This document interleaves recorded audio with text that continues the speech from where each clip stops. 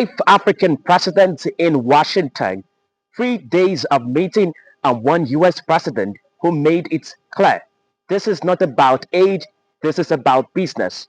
Welcome to Africa Watch on Africa 24 Hours TV. I am Amos Sege. The United States President Donald Trump has invited the leaders of Gabon, Guinea-Bissau, Liberia, Mauritania, and Senegal to the White House in what has been described as a high-stakes commercial summit. All five nations may be small in size, but they are rich in something America wants: natural resources, untapped markets, and strategic positioning. The summit is been branded by the White House as an incredible commercial opportunity. But what does that actually mean? Trump isn't offering handouts. His Africa strategy is crystal clear. Trade, not aid.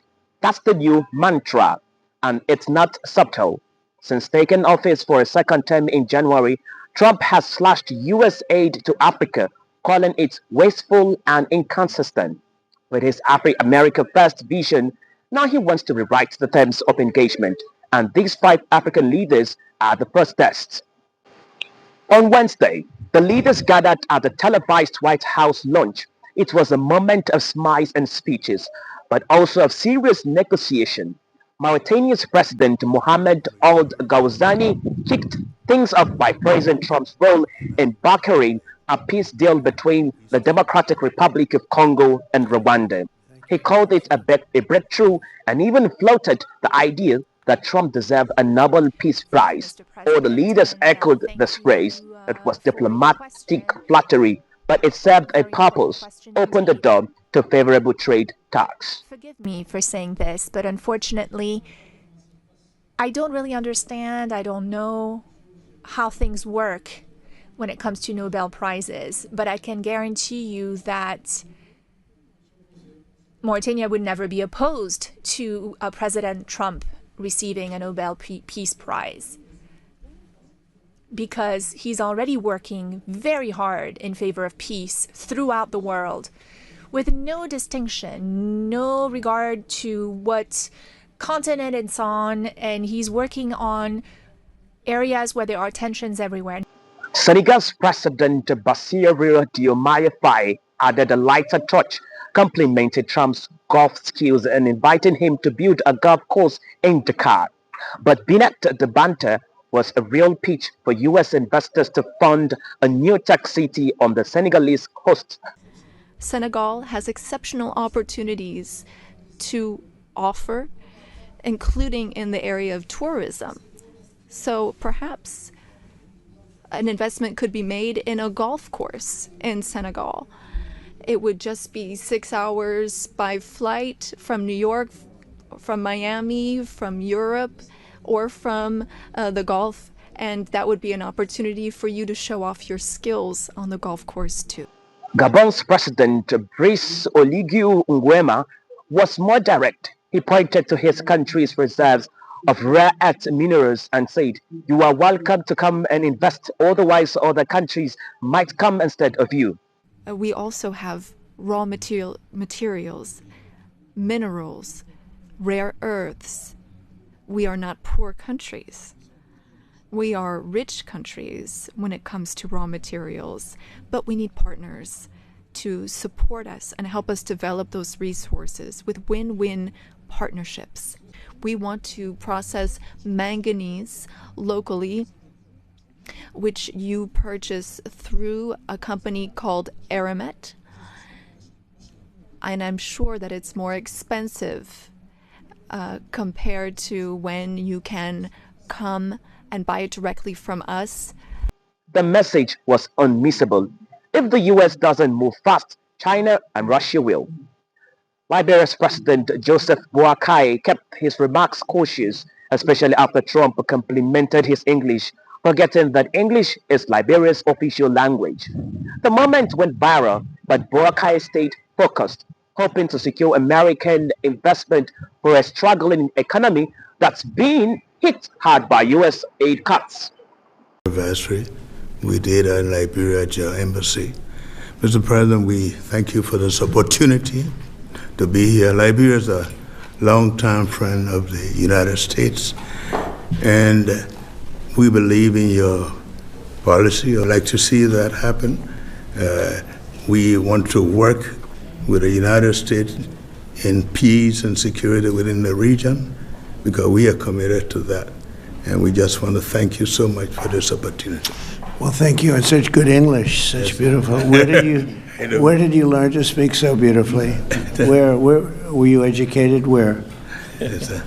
In Liberia. Yes, sir. Well, that's very interesting. That's beautiful English. Sure. Guinea-Bissau's President Umaro Sissoco Embalo came with a message of redemption. His country was once called a narco state.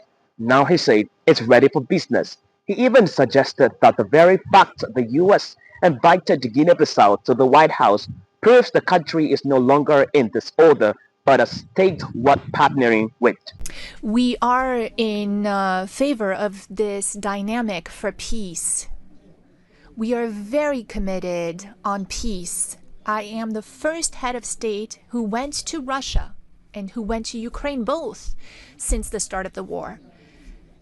I held the presidency of ECOWAS, and I went to see Mr. Putin. We spoke for 4 hours, and then I went to Ukraine. So what does these 5 African nations want? A few things: lower tariffs. Right now, their goods face a 10% export tax into the US. They also want direct investment in infrastructure, mining, energy, and tech. Some are hoping to avoid diplomatic fallout, like Liberia, which is reportedly considering a deal to accept deported migrants from the US, including criminals. Others, like Mauritania, may be pressured to re-establish ties with Israel in exchange for deeper cooperation. But what does the US get out of this? A lot. Access to critical minerals like manganese, uranium, cobalt, resources needed for tech, energy, and defense. Strategic footholds along the Gulf of Guinea, a region riddled with piracy and increasingly important to global shipping. Political influence to push back against growing Chinese and Russian competition and leverage over illegal migration, particularly from Senegal and Mauritania, where thousands have tried to cross into the US through Latin America. This is not old school diplomacy. This is Trump diplomacy, transactional, conditional, and unapologetically self-serving. Trade deals are tied to military cooperation. Aid is out. Contracts are in. There's also uncertainty looming over the African Growth and Opportunity Act, or AGOA, the US law that gives duty-free access to African export. Under previous administrations, AGOA supported poverty reduction and development under Trump. It may be the chopping block unless Africa offers something in return. According to former diplomats and analysts, the Trump strategy is simple. Sign the mineral deal and you get support. Refuse and you are on your own. It mirrors how Washington has treated Ukraine, transactional even in wartime. In the middle of all this, China and Russia are watching, but have already made serious inroads across Africa. China builds roads, stadiums, and ports. Russia supplies arms and private security. Now America wants in, but no different terms. It doesn't want to spend, it wants to earn. That's the new reality. African leaders know it. They came to Washington not to plead, but to pitch. They want to turn their natural resources to leverage. They want investment without losing sovereignty. The question is, can they negotiate deals that serve their people, not just their presidencies? Trump may not be offering friendship, but he is offering deals, and Africa has always found itself at a crossroad between opportunity and exploitation. The outcomes of the summit won't just shape trade, they may reshape the very nature of how Africa engages with global powers. This is Africa Watch. Thank you for watching. Stay informed by subscribing to our YouTube channel at Africa 24 Hours TV, and for breaking stories, log in to our website at www.africa24hours.com. My name is Amos Zege.